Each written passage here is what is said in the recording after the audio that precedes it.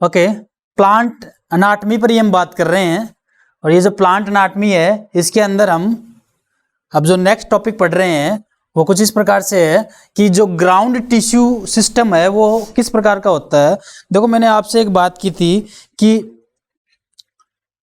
एक तो था बाह्य त्वचीय उत्तक तंत्र, एक होता व्रण उत्तक और एक होता सवन उत्तक।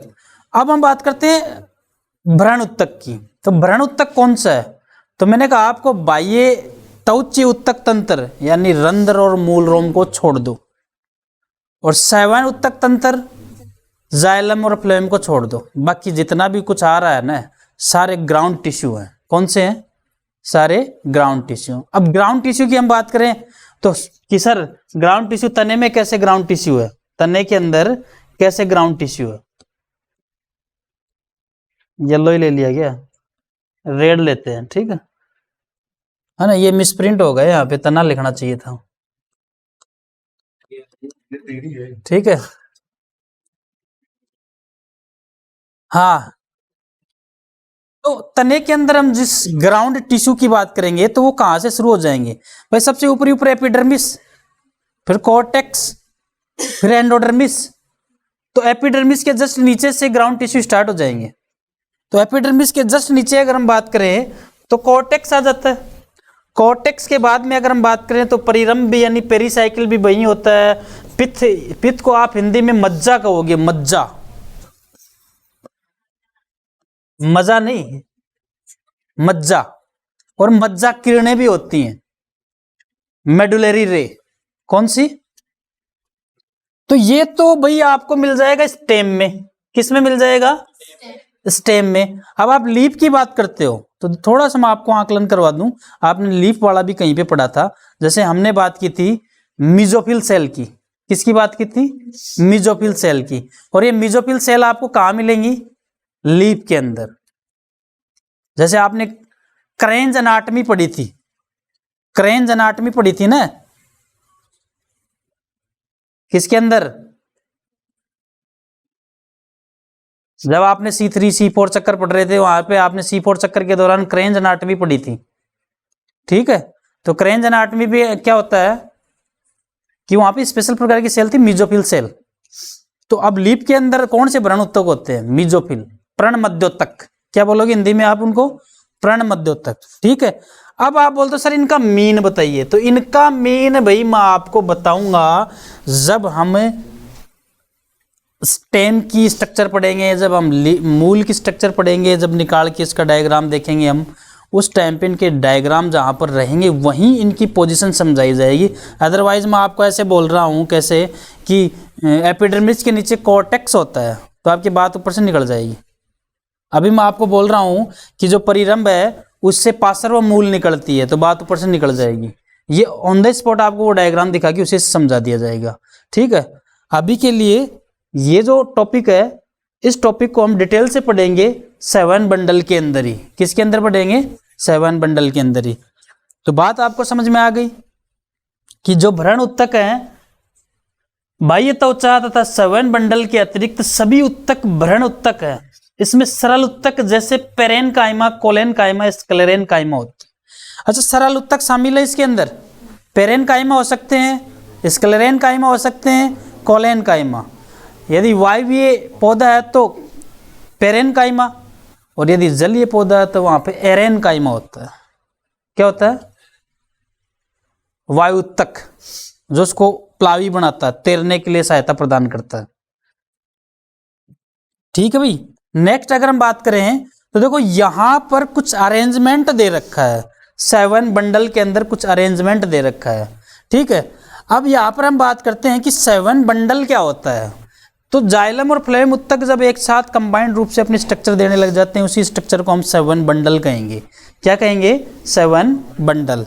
यहाँ पर जाइलम और फ्लोएम उत्तक की बात रहेगी। 7 तंत्र में जटिल उत्तक जाइलम फ्लोएम होते हैं। जाइलम तथा फ्लोएम दोनों मिलकर 7 बंडल बनाते हैं। क्लियर बात? जाइलम तथा फ्लोएम दोनों मिलकर 7 बंडल का निर्माण करते हैं। द्विबीजपत्री पादपों में जाइलम तथा फ्लोएम के बीच कैम्बियम होता है। हाँ, ये कैम्बियम आपको बता देता हूं व्हाट इज कैम्बियम। वापस से सुनना, यहाँ पे क्या बात बोली गई है, इस चीज को नोट करना और सुनना कि द्विबीजपत्री पादप जो होते हैं, एक बीजपत्री पादप को छोड़ो आप, बिकॉज एक बीजपत्री पादप जो मोनोकोट प्लांट होते हैं, there are cambium is absent between xylem and phloem, but in dicot plant cambium are present between xylem and phloem. Clear? अब ये कैम्बियम क्या है? कैम्बियम एक प्रकार का विभजोतक उत्तक है। क्या है? अच्छा, कैम्बियम क्यों आया? कैम्बियम ये चाह रहा है कि मैं आगे ग्रोथ करवा दूं।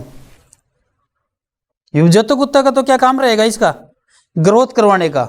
तो इतना ध्यान रखना, कैम्बियम जो जाइलम और फ्लोएम के बीच में आ गया वो ग्रोथ करवाने का काम कर सकता है। तो जहां पर कैम्बियम प्रेजेंट है, जहां पर कैम्बियम प्रेजेंट होता है, वे लगातार द्वितीयक जाइलम और फ्लोएम बना सकते हैं। क्लियर बात? क्योंकि उनमें ग्रोथ हो जाएगी, और जहां कैम्बियम नहीं होता है वहां ग्रोथ नहीं होंगी, तो वो सेकेंडरी ग्रोथ नहीं करेंगे। बात समझ में आई? वापस से बात करता हूं मैं कि जाइलम और फ्लोएम जब कंबाइंड रूप से रहते हैं, इसको हम 7 बंडल कहेंगे। द्विबीजपत्री पादप में जो 7 बंडल होता है, जाइलम और फ्लोएम के बीच में कैम्बियम प्रेजेंट रहता है। कैम्बियम एक प्रकार का विभजोतक है। क्या है? जो वृद्धि करता है तो द्वितीयक ग्रोथ करवा देता है, तो द्वितीयक जाइलम और फ्लोएम बन जाते हैं। लेकिन एक बीजपत्री पादपों में कैम्बियम एब्सेंट रहता है। अच्छा, जहां ग्रोथ हो जाती है उसको खुला 7 बंडल कहेंगे। तो ये बात आपके दिमाग में बैठ गई है, मेरे ख्याल से बैठ गई है, बाकी आप जाने कि जहां पर कैम्बियम है वहां पर ग्रोथ होगी, और जहां पर ग्रोथ होगी उसको खुला 7 बंडल कहेंगे। ओपन हो गया वो कि मैं ग्रोथ कर सकता हूं।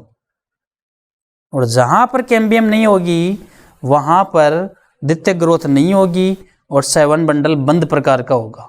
समझ में आ गई बात? क्लियर? आई बात समझ में? तो 7 बंडल बंद प्रकार का कब हो रहा है? जब उसमें कैम्बियम नहीं है, तो ग्रोथ नहीं होगी, आगे की ग्रोथ नहीं होगी, तो बंद प्रकार का 7 बंडल।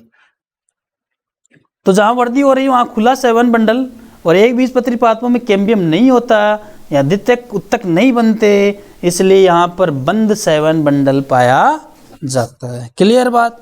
आई बात समझ में? आई बात समझ में? नोट आउट करें इस चीज को और रीड आउट भी करें, ठीक है?